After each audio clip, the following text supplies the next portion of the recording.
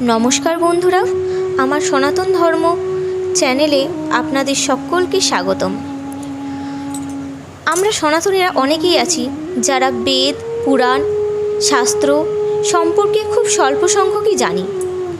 আমি যেটুকু জ্ঞান অর্জন করেছি সেটুকু আপনাদের সামনে তুলে ধরার চেষ্টা করব এবং ভবিষ্যতেও যা জ্ঞান অর্জন করব সেটুকু আপনাদের সাথে ভাগ করে নেব। আজকে আমরা জানব গয়া তীর্থের উৎপত্তি ও মাহাত্ম্য সম্পর্কে। এই গয়া তীর্থের উৎপত্তি বা কীভাবে হলো ও তার মাহাত্ম্যই বা কী আছে। বন্ধুরা, তার আগে বলি, আমার চ্যানেলটি যদি আপনাদের ভালো লেগে থাকে তাহলে অবশ্যই লাইক এবং সাবস্ক্রাইব করতে ভুলবেন না। এরকম নতুন নতুন আরও ভিডিও আনতে যা আমাকে আগ্রহী করে তুলবে। চলুন এবার জেনে নেওয়া যাক গয়া তীর্থের উৎপত্তি বা কীভাবে হলো আর এর মাহাত্ম্যই বা কী আছে। পুরাকালে গয় নামে এক অসুর ছিল। সে প্রবল শক্তিশালী ছিল। কঠোর তপস্যায় সে বসল। সেই তপস্যায় স্বর্গ মর্ত্য পাতাল কেঁপে উঠল। দেবতাদের তখন থরহরি কম্প অবস্থা। কি করবেন দিশে না পেয়ে সকলে শ্রীহরির শরণ নিলেন। তারা সবিস্তারে গয়াসুরের তপস্যার কথা জানালেন। ওই অসুর তপস্যায় সিদ্ধি লাভ করলে স্বর্গ থেকে সকলকে বিদায় নিতে হবে। শ্রীহরি দেবতাদের আশ্বস্ত করে বললেন, তোমরা শান্ত হও। তপস্যার বলে ও দেহ ছেড়ে শিবধামে গমন করবে। ওকে নাশ করার চেষ্টা করো না।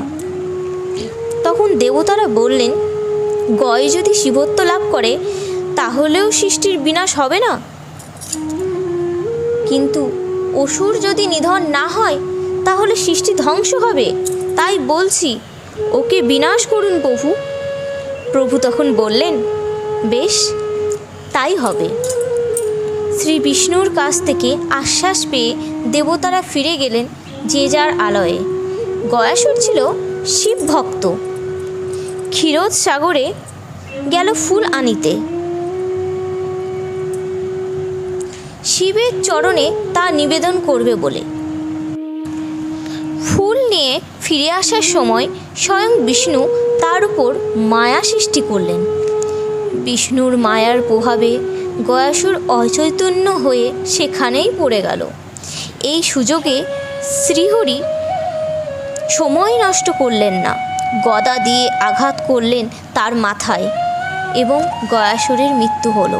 তার দেহ সেখানেই পড়েছিল। সেখানে সৃষ্টি হলো এক তীর্থস্থান, নাম গয়া। এই পুণ্যক্ষেত্রে যে স্নান করে, যজ্ঞ করে, সাধ্য পিণ্ডাদি দান করে সে ব্রহ্মলোকে ঠাঁই পায়। তাই তাকে কখনো নরক যন্ত্রণা ভোগ করতে হয় না।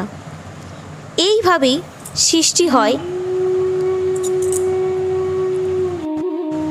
গয়া তীর্থের। সেই গয়াক্ষেত্র হল তীর্থস্থান। ব্রহ্মা সেখানে যজ্ঞের আয়োজন করলেন। অনেক ব্রাহ্মণ এলেন পৌরোহিত্য করার জন্য। ব্রহ্মা সহজে ওই তীর্থভূমি ব্রাহ্মণদের দান করলেন।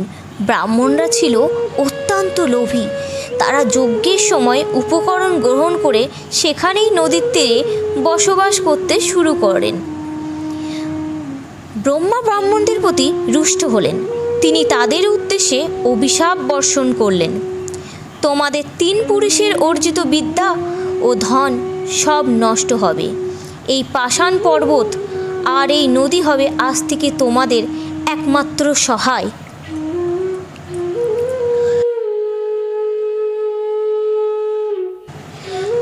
ব্রাহ্মণগণ এমন অভিশাপ শুনে কান্নায় ভেঙে পড়লেন।